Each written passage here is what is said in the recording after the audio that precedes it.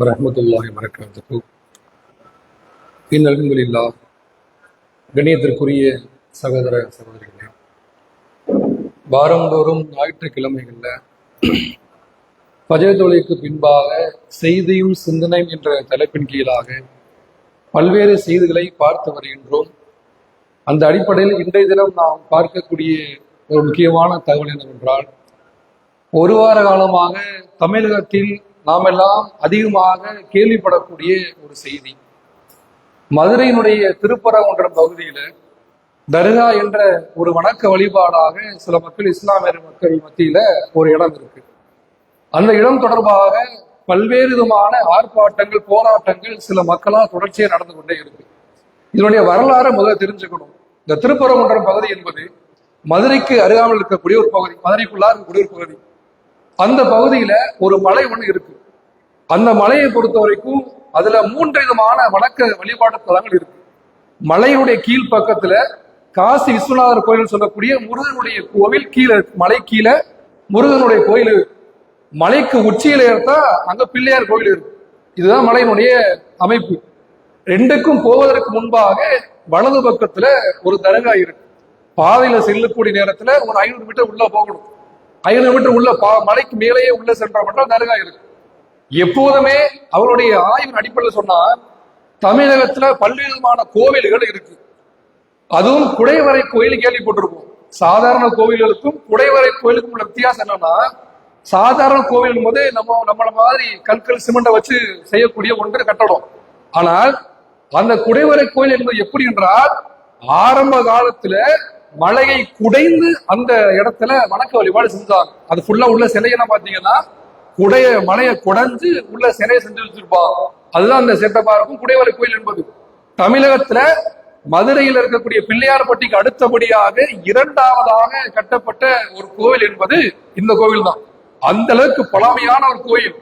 சொல்வதற்கான காரணம், அந்த கோவில் துவங்கப்பட்ட வருடங்கள் முதலாக அதற்கு மேலே இருக்கக்கூடிய இடத்துலதான் இத்தனை வருடங்களாக விளக்கேற்றப்பட்டு கொண்டு கார்த்திகை மாதத்துல பல்வேறு இடங்கள்ல தீபம் ஏற்றப்படும். அது மாதிரி இந்த இடத்துல கார்த்திகை மாதத்துல இந்த முதல் இடத்துல அவர்களுக்கு கோவிலுக்கு, அதாவது முருகன் கோவிலுக்கு மேலாக விளக்கேற்றப்படும், தீபம் ஏற்றப்படும். சில நூற்றாண்டுகளா என்ன நடக்குதுன்னா, அதற்கு மேலாக உச்சியில இருக்கிற பிள்ளையார் கோவில், அந்த பிள்ளையார் கோவில்ல தான் இவர்களுடைய மத அடிப்படையில வணக்க வழிபாடு செய்யறாங்க, தீபம் ஏற்றப்படுது. இது முதல் செய்தி. இப்ப எந்த இடத்துல இருந்து அங்க ஒரு பிரச்சனை உண்டாகுதுன்னா, ஒரு 5 வருடங்களாக பாசிச அரசாங்கத்தை சேர்ந்த இந்து முன்னணி அமைப்பை சார்ந்தவரெல்லாம் போராட்டம் பண்றாங்க. என்ன போராட்டம் பண்றாங்க? எங்களுக்கு கீழே முருகன் கோயில் இடத்தையும் தீபம் ஏற்ற அனுமதி இருக்கு, மலைக்கு மேலாகவும் பிள்ளையார் கோயிலுக்கு அருகாமையிலையும் எங்களுக்கு தீபம் ஏற்ற அனுமதி இருக்கு, எந்த பிரச்சனையும் கிடையாது, அரசாங்கம் அவர்களுக்கு முழு அனுமதி கொடுத்துருக்கு. ஆனா என்ன செய்யறாங்க? 2க்கும் செல்வதற்கு முன்பாக ஒரு தர்கா இருக்குதா இல்லையா, அந்த தர்காவுடைய வெளிப்பக்கத்துல ஒரு தூண் இருக்கு. அந்த தூணு தான் எங்கள் விளக்கு ஏற்றுவதற்கான அனுமதியை கொடுக்கணும் என்று போராட்டம் பண்றார். சரி, அந்த தூண் என்ன? இது 2மே அவர் வணக்க வழிபாடு செய்வதற்காக, தீபம் ஏற்றுவதற்காக பயன்படுத்தக்கூடிய தூண்கள். இந்த தூண் என்னன்னா, முன்னாள் வட்டாட்சியராக தாசில்தாரா இருந்த ஒருவர் பேட்டி கொடுக்கிறார். இந்த சம்பவம் எல்லாம் வந்த பின்பாக பேட்டி கொடுக்கிறார். நான் இது ஆய்வு செய்யக்கூடிய நேரத்துல தொல்லியல் துறை இருக்கிறாங்கல்ல, இந்த தொல்லியல் துறை நிபுணர்களால இந்த கல்லு வைக்கப்பட்டுச்சு. இது என்ன கல்லுனா, ஆங்கிலேயர்கள் வெள்ளை இருந்தாங்கல்ல, இந்திய நாட்டை ஆட்சி செய்தார்கள்ல, மதுரையும் ஆட்சி செஞ்சாங்க. அந்த நேரத்துல மலைகளை அளக்கக்கூடிய இடத்துல ஒவ்வொரு கல்ல வச்சுட்டு போவாங்க. ரோட்ல இன்னைக்கு மயில் கல்லு பாக்குறோமா இல்லையா, 1 கிலோமீட்டருக்கு வெளியில பாத்தீங்கன்னா காரைக்குடி தேவட்டை வரும்போது தேவட்டை வர்றதுக்கு 5 கிலோமீட்டர் இருக்குது, 2 கிலோமீட்டர் இருக்குன்னு பாதையில வைப்பாங்களா இல்லையா, அது மாதிரி மலைக்கு மேலாக மலையை அளவிடுவதற்காக வைக்கக்கூடிய ஒரு இடம் அந்த தூண். அந்த தூணுக்கு மேல ஒரு குழி மாதிரி இடம் இருக்கும். அந்த குழி எதற்கு என்றால், ஒரு கருவியை மேல வைப்பாங்க. வருடங்கள் 4 வருடங்கள் 5 வருடங்களுக்கு ஒரு முறை அந்த மேல கருவி வைப்பாங்க. ஒரு பொருள் மாறக்கூடிய கருவியை வைத்து மலையினுடைய உயரம் கூடியிருக்குதா குறைஞ்சிருக்குதா, எந்த அளவுக்கு கூடியிருக்கு என்பதை சோதிப்பதற்கான ஒரு இடம் அந்த இடம். தொல்லியல் துறை மூலமாக ஒவ்வொரு இடங்களை ஆய்வு செய்து இதற்கும் ஒரு இடத்தை பிக்ஸ் பண்ணி வச்சிருக்கிறார். ஆங்கிலேயர் காலத்தில் இருந்து நடக்கக்கூடிய ஒரு நடைமுறை. இதுதான் அங்க தூண்.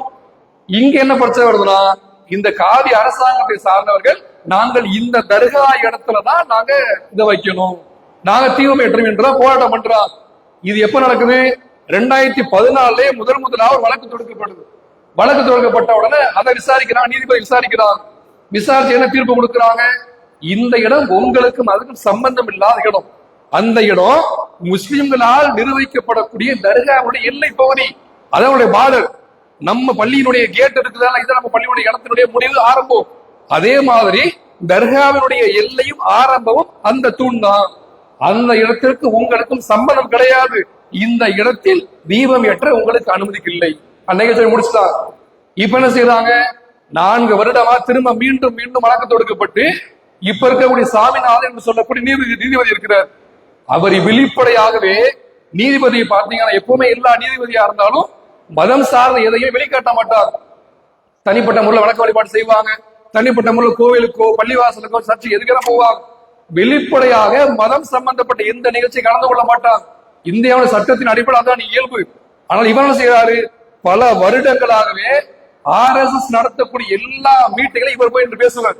சனாதனத்தை நாம் வெளிக்காட்ட வேண்டும், சனாதனத்தை மக்கள் மத்திய சொல்ல வேண்டும், சனாதனத்தின் அடிப்படையில் தான் நான் நம்முடைய வாழ்வை அமைத்துக் கொள்ள வேண்டும். சனாதனம் என்றால் என்ன? எல்லா மக்களுக்கும் மேலாக நாங்கள் தான் இருக்கிறோம், எங்களுக்கு கீழான எல்லா மக்கள் இருக்க எங்களுடைய அடிமைகளாக தான் எல்லாம் இருக்கணும் என்பது சனாதனம். அந்த சனாதனத்தை தான் நாங்கள் பின்பற்றிக் கொண்டிருக்கோம். என்னுடைய உயிர் மூச்சு அதுதான். பப்ளிகா பேசுறார் மீட்டிங்ல, லைவ் மூலமாக எல்லாம் போட்டுக்கிறான். சனாதனத்தை என்னுடைய உயிர் மூச்சு, அதை பின்பற்ற வேண்டும் தான் என்னுடைய இயல்பு என்று சொல்லி அதை பேசிக்கிட்டு இருக்கிறார். இந்த அளவுக்கு சனாதனத்தை பின்பற்றக்கூடிய ஒரு காவி சித்தாந்தம் சார்ந்த ஒருவர் மனது வச்சிருக்கார். உங்கள் மனதுக்கு அடிப்படையில் எது சரி என்றோ பின்பற்றிக் கொள்ள பிரச்சனை கிடையாது. ஆனால் அதன் அடிப்படையில் தீர்ப்பு வழங்கலாமா? தீர்ப்பு வழங்குறாங்க. எப்படி? கார்த்திகை மாதம் தீர்வு ஏற்றப்படுது. மக்கள்லாம் போராட்டம் பண்ணிட்டு இருக்காங்க. பாசிச அரசாங்கத்தை சார்ந்தவர்கள் சில மக்கள்லாம் போராட்டம் பண்ணிட்டு இருக்கிறாங்க. அரசாங்கம் என்ன பண்றாங்க? 140 தடை உத்தரவு போட்டாங்க. யாரும் வெளியில வரக்கூடாது. 144 தடை என்பது யாரும் பொதுவில் வெளியில் வரக்கூடாது, என்ன தேவைக்காக வரக்கூடாது, கடையில் அடைப்பு என்ற அடிப்படையில ஒரு முக்கியமான ஒரு சம்பவ கலவரம் வரக்கூடாது என்பதற்காக அரசாங்கம் மூலமா செயல்படக்கூடிய ஒன்று 144 தடை என்பது. தடை உத்தரவு போட்டாச்சு. இந்த நேரத்தில் என்ன செய்யறாங்க? தீபம் ஏற்றுவதற்காக உங்களுக்கு அனுமதி வழங்கப்படுது. யாருக்கு? தீபம் ஏற்றுவதற்கு உச்சி பிள்ளையார் கோவில்ல இத்தனை வருடங்களாக நீங்கள் எப்படி வணக்க வழிபாடு செஞ்சீங்களோ அதே போன்று செய்து கொள்ளுங்கள் என்று தீர்ப்பு வழங்கப்படுது. அவங்க செஞ்சிடறாங்க. செஞ்சு முடிச்சு மறுநாள் அந்த நீதிபதி கிட்ட வழக்கு வருது. அந்த நீதிபதி என்ன செய்யறாருன்னா, நேற்று முடிஞ்சிருச்சு. ஒரு உதாரணம் சொல்ல இருந்தா, வெள்ளிக்கிழமை என்பதுதான் நம்மளுடைய முஸ்லிம்களுடைய வணக்க வழிபாட்டுக்கு உரிய நாள். ஜும்மாவுடைய தொழில் வணக்க வழிபாடு வெள்ளிக்கிழமை தான். தீர்ப்பு சனிக்கிழமை காலையில உதாரணத்துக்கு நம்ம என்ன செய்வோம்? தீர்ப்பு வழங்கக்கூடிய நீதிபதி சொல்றாரு, நீங்கள் இன்றைக்கு ஜும்மா தொழுது கொள்ளுங்க. சொன்னா கேட்போமா? அதே போன்று அவர் சொல்றாரு, அவருக்கு வழக்கு வழிபாடு முடிஞ்சிருச்சு, தீபவேட்டை முடிஞ்சிருச்சு. மறுநாள் காலையில் அவனுக்கு வழக்கு வந்த உடனே நீங்கள் இன்றைக்கு 6 மணிக்குள்ளாக தீபம் ஏற்றிக் கொள்ளலாம் இந்த தர்கா இடத்துல அனுமதி கொடுக்கிறார். அனுமதி கொடுக்கும் போது வழக்கறிஞர் எல்லாம் பேசுறாங்க. உண்மையிலே இந்த விஷயத்துல தமிழக அரசாங்கத்தை பாராட்ட வேண்டும். தமிழகத்துடைய அரசாங்கத்தை சார்ந்த முக்கியமான மூத்த வழக்கறிஞர் எல்லாம் போய் வாதாடுறாங்க, வழக்கு எடுத்து வைக்கிறாங்க. முக்கியமான 2 ஆவணம் எடுத்து வைக்கிறாங்க.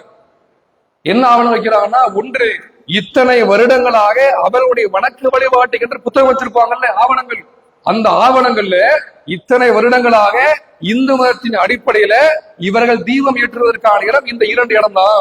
ஒன்று மலைக்கு கீழே முருகன் கோயில் இருக்கக்கூடிய அந்த தூண்ல, இல்லை என்றால் உச்சி பிள்ளையார் கோயில் இருக்கக்கூடிய இந்த இடம். இது 2 தான் இவர்களுக்கான அனுமதியான இடம். இந்த தர்காவுக்கான இடத்துல இவர்களுக்கு இதுவரைக்கும் அனுமதி கிடையாது. அவருடைய வேத புத்தகத்திலும் இதற்கு அனுமதி இல்லை என்பதை ஒரு சான்றை எடுத்து வைக்கிறார். இன்னொரு சான்று என்ன? அந்த மதத்தினுடைய அறநிலைத்துறை என்று இருப்பாங்கல்ல, அந்த கோவிலினுடைய முக்கியமான ஒரு இடத்துல இருக்கக்கூடிய தலைமை பீடத்தில் இருக்கக்கூடிய அவர், சங்கராச்சாரி மாதிரி ஒருத்தர் இருக்கிறார். அவர் என்ன சொல்றாருன்னா, அவரே பேட்டி கொடுக்கிறாரு, இந்த 2 இடம் மட்டும்தான் எங்களுக்கான அனுமதி, இந்த 2ஐயும் தாண்டி 3ஆம் இடம் எங்களுக்கு அனுமதி கிடையாது, எங்களுக்கு தேவையே இல்லை, எங்கள் வணக்க வழிபாடு இது மட்டும்தான் அவரும் சொல்லிட்டு இந்த 2 ஆவணங்களை கொண்டு வந்து கொடுக்கிறார்.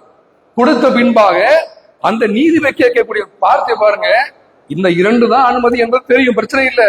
இந்த 3ஆவது இடத்துல சில நேரங்கள், சில மணி நேரங்கள் தீபம் ஏற்றுவதனால மக்களுக்கு பிரச்சனை வரப்போகுதா? இதுதான் இந்துத்துவாவுடைய ஆரம்பத்தினுடைய ஒரு துவக்கம். இப்படிதான் லைட்டா கொஞ்சம் கொஞ்சம் உள்ள கொண்டு எல்லாத்தையும் மாத்துவாங்க. அப்ப இது மாதிரி நீதிபதி கேட்கிறாங்க. கேட்டு என்ன செய்யறாங்கன்னா, நேற்று இரவு முதல் 144 தடை உத்தரவு போட்டாங்க. அந்த 144 தடை உத்தரவை நான் நீக்கம் பண்ணிட்டேன். 140 தடை உத்தரவு கிடையாது என்று சொல்லிவிட்டு கூடுதலாக இந்த பாச இந்து முன்னணி சார்ந்தவர்கள் ஆர்ப்பாட்டம் பண்றதுக்கு அனுமதி கேட்டிருக்காங்க கோர்ட்ல. இவர் என்ன செய்யறாரு? அரசாங்கத்தினுடைய வேலை இவர் எடுத்து பார்க்கிறார். 3 விதமான வேலையை பார்க்கிறார். ஒன்று, 144 தடை உத்தரவை அன்னிக்க விட்டு அவர் கொடுக்கிற தீர்ப்பு. 2வது, அவர்கள் போராட்டம் பண்றதுக்கு ஆர்ப்பாட்டம் பண்றதுக்கு அனுமதி கேட்டாங்க. காவல்துறை மூலமாக தமிழக அரசாங்கத்தின் மூலமா அனுமதி வழங்கப்படல. நான் அவர்களுக்கு அனுமதி வழங்குகிறேன். 3வது தெரியுமா? இப்படி தீபம் ஏற்றக்கூடிய நேரத்துல அந்த மக்கள் மத்தியில் ஏதாவது பிரச்சனை வருவதற்கான வாய்ப்பு இருக்கு. அதனால இந்த CFR சொல்லக்கூடிய கோர்ட்ல இருக்கக்கூடிய நீதிபதிகளுக்காக கொடுக்கக்கூடிய துணை ராணுவ படையினர் ஒரு டீம் இருப்பாங்க. அவங்களுடைய வேலை என்னன்னா இந்த நீதிபதிகளை பாதுகாத்துக் அவங்களுடைய வேலை. இவரை செய்றாரு, எனக்கு பாதுகாப்பு வழங்கக்கூடிய இந்த ராணுவ படையை நான் உங்களோட கோவிலுக்கு அனுப்புறேன். யார் செய்ய வேண்டிய வேலை? ஒரு நாட்டுக்கு இன்னொரு நாட்டுக்கும் படை அனுப்ப வேண்டிய வேலையாது ஒரு நீதிபதி தீர்ப்பு வழங்குறார். உடனடியாக தமிழக அரசாங்கம் அதுக்கு பதில் கொடுக்கிறாங்க.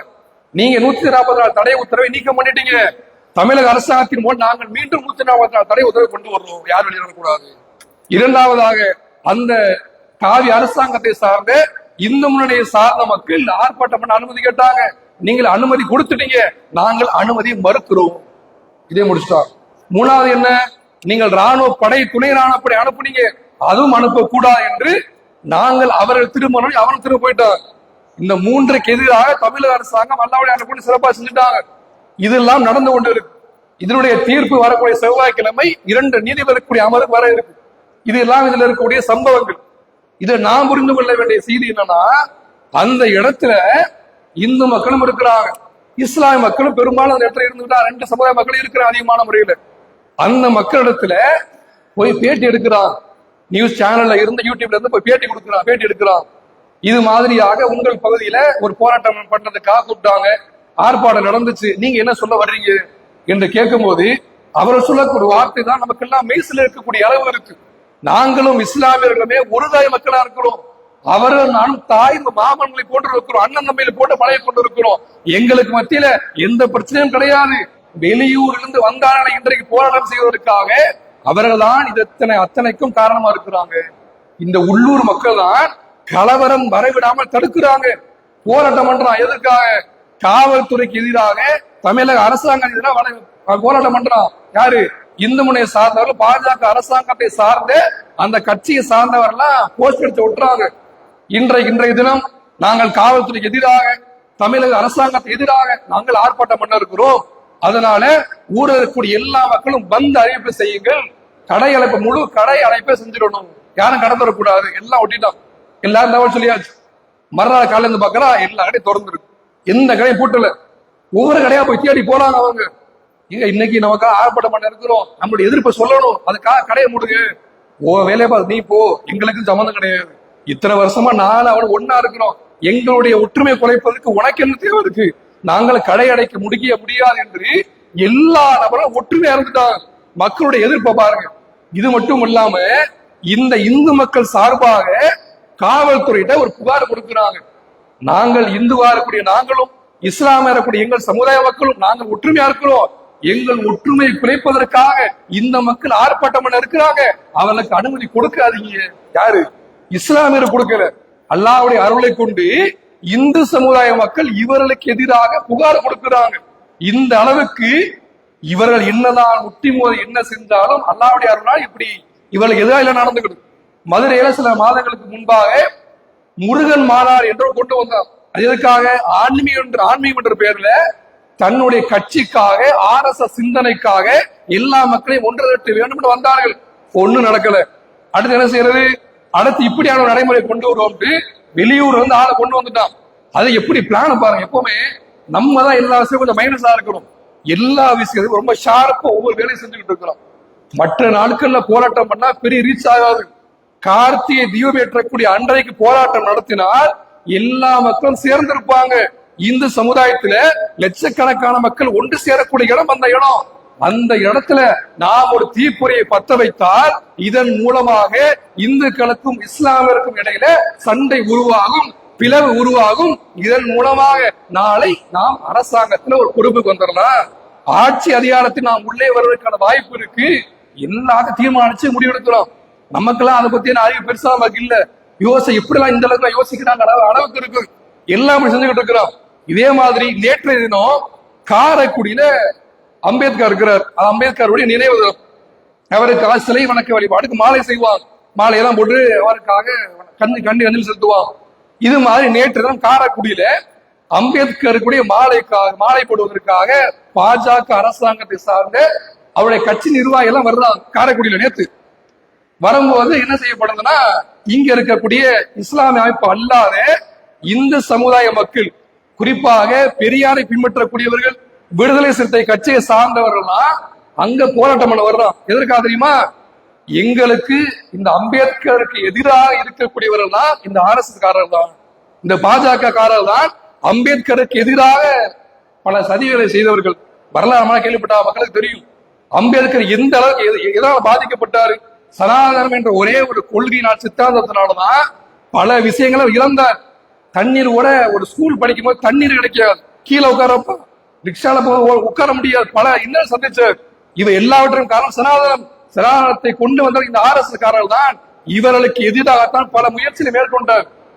இவர் தான் அம்பேத்கருக்கு அம்பேத்கர் யாருக்கு எதிரானவர் என்றால் இஸ்லாமியருக்கு எதிரானவர் கிடையாது, இந்துக்களுக்கு எதிரானவர் கிடையாது, இந்த பாஜக அரசாங்கத்துக்கு எதிரானவர்.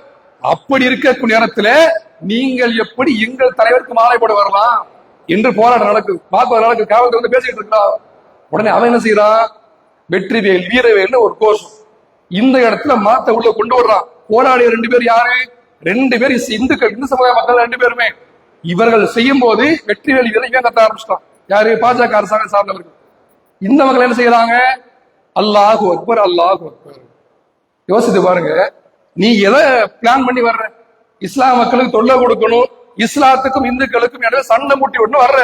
ஆனா தீர்வு என்ன நடக்குது? நீ என்ன செஞ்சாலும் அல்லாஹ்வுடைய அருளை கொண்டு இந்து சமுதாய மக்களா இருந்தாலும் இஸ்லாமிய சமுதாய மக்களா இருந்தாலும் தமிழகத்தில் ஒற்றுமையாக வாழ்ந்து கொண்டிருக்கிறோம்.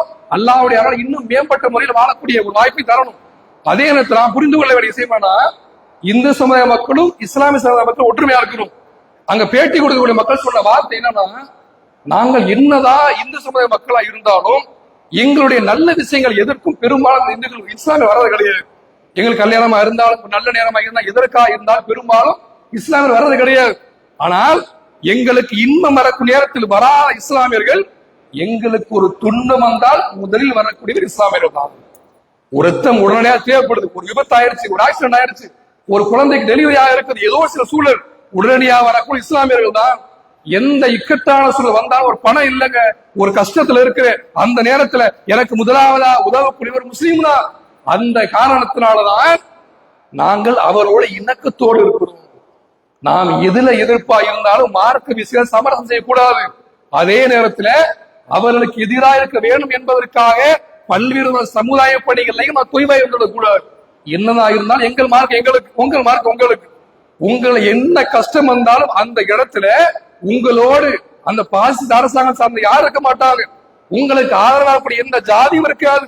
ஜாதி மதம் பார்க்காத இஸ்லாமிய நாங்கள் தான் உங்களோடு உறுதியாக இருப்போம் என்பதைத்தான் அங்கே வெளிக்காட்டினால் என்று அங்கே வாழக்கூடிய இந்து சமுதாய மக்கள் சொல்லும் போது அதை பார்க்கும்போது அப்படி ஆச்சரியமா இருக்கு, மெய்சில் இருக்கக்கூடிய அளவு இருக்கு. எங்களுடைய எல்லா துன்பங்களும் இவதான் வந்து கலந்துப்பாங்க. கொரோனா பாருங்க, பல வெள்ளம் வரும்போது இஸ்லாமியர்கள் எல்லா நேரத்திலையுமே எங்களோடு இருந்த ஒற்றுமையா வாழ்ந்தவர்களா இந்த இஸ்லாமியர்கள் தான். அதன் காரணத்தினால எங்களையும் இஸ்லாமியர்களையும் யாரும் பிரிக்க முடியாது என்று அவர்கள் சொல்லக்கூடிய அளவுக்கு தான் இந்த நம்முடைய தமிழகத்தில இஸ்லாமியர்களுக்கும் இந்துக்களுக்கும் இடையிலான, இஸ்லாமியர்களுக்கும் மாற்றுவர்களுக்கான ஒற்றுமை இருந்து கொண்டிருக்கின்றது. பல்வேறு ஆட்சியாளர் மாறிக்கொண்டு இருந்தாலும் இந்த ஒற்றுமை எப்போது இருக்க வேண்டும் என்று இறைவனம் பிரார்த்தனை செய்து நான் நினைத்து கொள்கின்றேன். வாஹிர் தவானா அல்ஹம்துலில்லாஹி ரப்பில் ஆலமீன். அஸ்ஸலாமு அலைக்கும்.